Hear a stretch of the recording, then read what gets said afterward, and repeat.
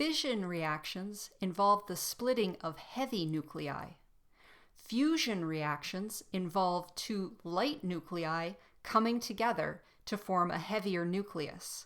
These two light nuclei must be less than the mass of iron, at least if the reaction is to be exothermal.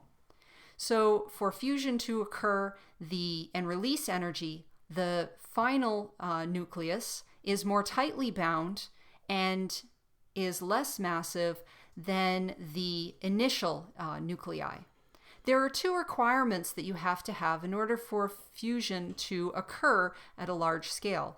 First off, you need very high temperatures. The nuclei have to be traveling fast in order to overcome electric repulsion, because nuclei are balls of neutrons and protons, and the protons all have a positive charge, and so because of that it's very difficult to bring two nuclei together. They repel over long distances. You have to get them close enough together for the strong force to take over, and the strong force doesn't act over very long distances. So you need high temperatures in order that the two nuclei can overcome electric repulsion and get close enough for the strong force to get involved and for them to fuse together. You also need very high densities, because if you don't have high densities, even if things are whizzing around, they won't meet up often enough for fusion to occur.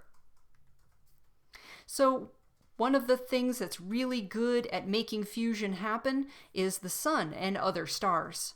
So in the sun, in the core of the sun, you primarily have nuclear reactions involving hydrogen that turn hydrogen into helium. So there are three primary nuclear reactions that occur in the sun. First, a couple of hydrogen nuclei, hydrogen 1 nuclei, so these are just protons. So a couple of protons combine together to form a deuterium. And the deuterium is another hydrogen, which has one proton and one neutron. So one of these hydrogens turns into a neutron.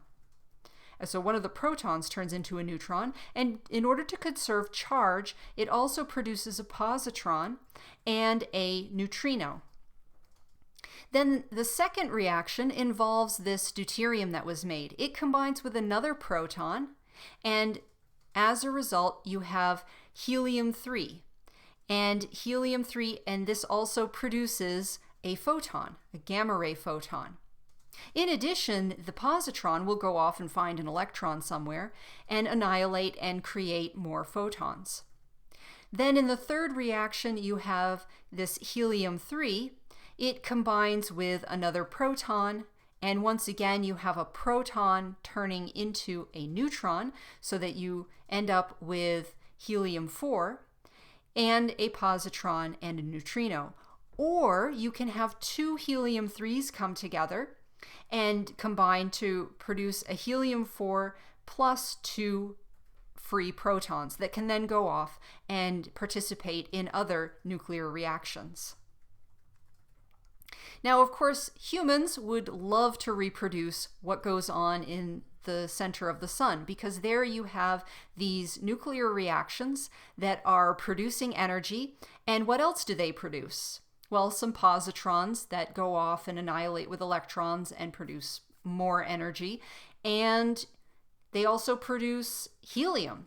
So with fusion, you end up with the reactants are energy and helium, whereas with fission, which we have already, the fission products are heavy nuclei, which are themselves radioactive and have to be dealt with in the form of nuclear waste. So the products of fusion would be a lot nicer to deal with than the products of fission. So we would really like to be able to have fusion reactors. The problem is mimicking what goes on in the sun is really, really hard, because you would need temperatures that are actually higher than the temperature in the sun. The problem really is that the sun has these incredible densities in its core. all of the sun's mass is pressing down, compressing the core, and creating extremely high densities. And we can't reproduce those densities here on Earth. We don't have the mass of the sun to help us out.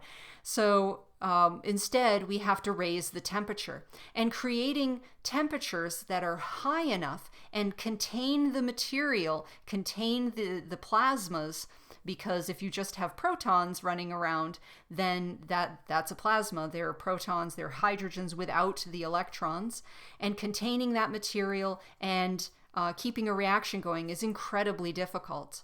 So fusion reactors are still experimental, and there are a few different technologies that people are trying out in order to make the first fusion reactors that can practically produce energy and practically produce electricity. One of the technologies that's under development is called a tokamak. And in a tokamak reactor, you have very, very strong magnetic fields that are used to contain the plasma. So the hydrogen that's had its electrons ripped off is charged particles, so you can make them go in circles in a magnetic field. And if you have very strong magnetic fields, you can hopefully keep them contained enough so that they don't run into the walls, because if they run into the walls, they'll cool down, they'll lose their energy, they will stop being plasma. So you have to have a very strong magnetic confinement, and still it requires as high the pressure as you can get. So here's a couple of pictures of tokamak reactors. This is showing the jet reactor, so it keeps plasma confined in this toroid, in this donut shape. And so this is the jet reactor, which is over in the UK. And here you can see a picture of what it looks like when you have some plasma going around inside it. This is the ITER reactor, which is under construction in France. It's a very large international collaboration. And this is a very large tokamak reactor. In fact, you can see over here this little teeny tiny person, which has been placed in this cartoon in order to give you a sense of scale of how big this would be. So the ITER reactor will do better than break even in terms of it will produce more energy than it takes in, about 10 times more. But it's very large and very expensive to build. It takes multiple countries contributing to its construction, and but hopefully it will also help us to understand how to better use this kind of technology to confine plasmas and do fusion reactions.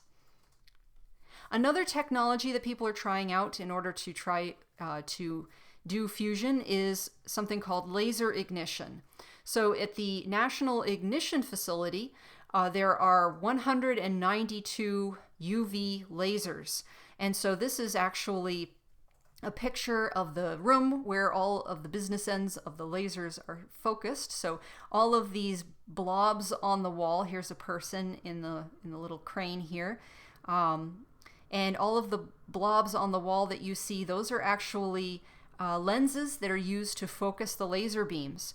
And the laser beams are all focused at the tip of this pencil-looking thing. And at the tip of this pencil-looking thing is a little bead that contains the hydrogen that is fused. So when all of the lasers turn on, it's an incredible amount of energy that is focused into that little pellet and causes it to collapse and the hydrogen inside to fuse. So one of the first times this facility was tested on March 15 of 2012, there were 411 trillion watts that were focused for a very, very brief instant of time into that little pellet. And it was actually 1,000 times the power usage of the US. Now you may wonder, how do you get 1,000 times the power usage of the US? But it was a very short amount of time, and they stored that energy in ginormous banks of capacitors and released it all in a tiny fraction of a second. So in all, there was more than 2 megajoules that entered this tiny bead and started the fusion process. Now, all of these technologies are still being developed. None of them have reached the point where they can be used in an economically viable fashion. So this is still a very active area of research, and hopefully they will make good progress in the coming years. So here's a question for you. Would the nuclide